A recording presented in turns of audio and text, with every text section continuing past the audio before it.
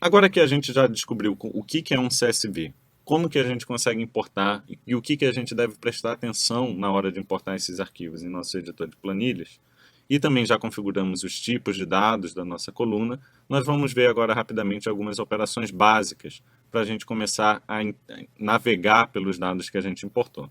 Como a gente viu, depois de formatar os tipos de dados, nós já conseguimos utilizar adequadamente algumas funções como de ordenação. A gente viu que se a gente não fizer essa configuração dos tipos de dados, a ordenação simplesmente não funciona corretamente no caso de campos numéricos. Vamos prestar atenção aqui em outro tipo de classificação ou ordenação que pode ser feita no Google Sheets. Repare que ele dá algumas opções. Eu posso classificar tanto a página ou classificar um intervalo. Classificar a página significa que eu estou classificando todos os registros da minha linha, da minha tabela, a partir dessa coluna.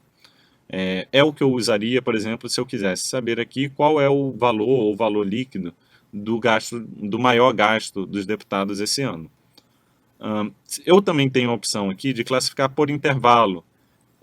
Nesse caso, eu só classificaria essa própria coluna. E isso pode ser muito perigoso, pois você estaria trocando as informações de linhas. Ou seja, uma informação que está em uma linha poderia passar para outra e acabar confundindo seus dados, confundindo a sua análise dos dados de alguma maneira. Então, em geral, nós utilizamos essa quando estamos trabalhando com base de dados, com diferentes colunas e campos, a gente utiliza a opção classificar página, se nós queremos reordenar todos os registros a partir de uma coluna especificada. Então a gente tem tanto a opção de ordenar de forma crescente como decrescente.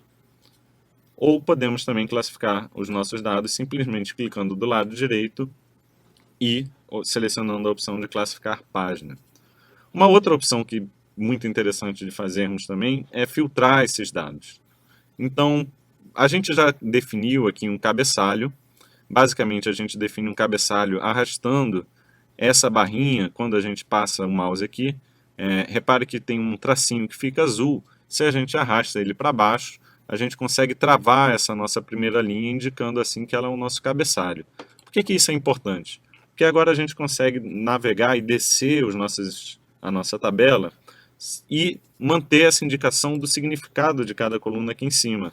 Desse modo, eu não preciso ficar subindo toda hora para saber o que quer dizer cada campo. E além disso, quando eu ordeno os meus dados com o cabeçalho configurado, ele nunca vai alterar essa posição do cabeçalho. Se eu ordeno essa coluna, ele automaticamente entende que essa primeira célula não deve ser trocada de posição, apenas as que estão abaixo, já que essa primeira célula é o nosso cabeçalho. Uma vez que a gente configure nosso cabeçalho, a gente pode criar filtros a partir dele. Nós podemos fazer isso tanto dando um clique nesse filtro aqui, ou na opção Dados, Criar um filtro. Repare que agora nós temos um pequeno ícone ao lado de cada campo que nos indica que estamos filtrando, que podemos filtrar, melhor dizendo, essa coluna. Então, por exemplo, vamos fazer aqui um filtro por UF. Se eu clico nesse íconezinho, nós vemos aqui algumas opções de filtro. Nós vemos uma opção de filtro categórica, onde nós podemos escolher um estado especificamente. Então, digamos que eu quero escolher o Amazonas, eu clicaria em limpar, assim eu limpo minha seleção aqui e consigo selecionar apenas uma delas. Se eu der OK, automaticamente eu vejo só os registros onde a UF é Amazonas. Se eu quiser exibir tudo novamente, eu posso selecionar tudo e também, obviamente, posso fazer múltiplas seleções, selecionar diferentes estados. Então, você pode trabalhar com essa opção de selecionar tudo e limpar. Se eu quisesse, por exemplo, todos os estados menos o Distrito Federal, eu posso selecionar tudo e desmarcar o Distrito Federal.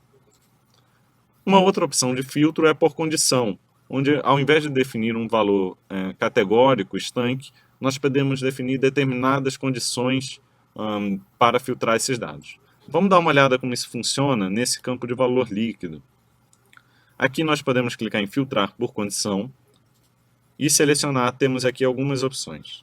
Por exemplo, a célula está vazia, ela não está vazia, o texto contém alguns caracteres específicos, o texto não contém algumas palavras específicas, o texto começa de alguma determinada maneira ou termina de alguma determinada maneira, também podemos definir um texto exato.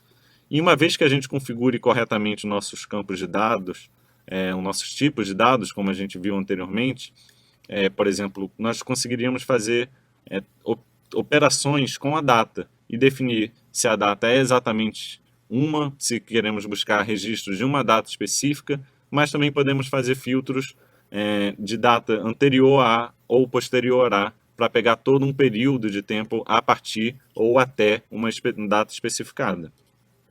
Lembrando que para que isso funcione corretamente, é muito importante que os tipos de dados estejam configurados da maneira correta. Por fim, nós temos aqui algumas condições para filtros numéricos.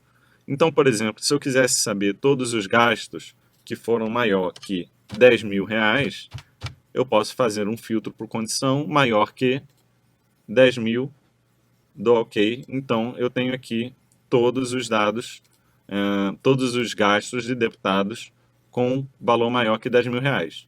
Mas repare que nós temos aqui dois ícones que estão diferentes.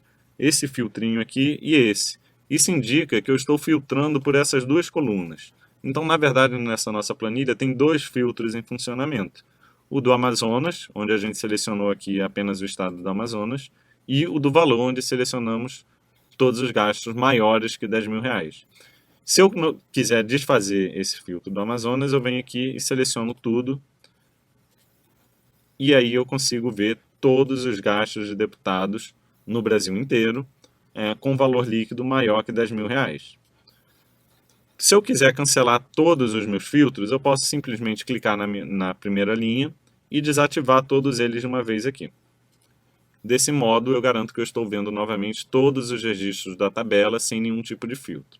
Nas próximas aulas, nós vamos ver agora como agrupar e começar a utilizar essas tabelas e esses dados para, de fato, entrevistar, extrairmos informações e dados e números relevantes para a nossa reportagem.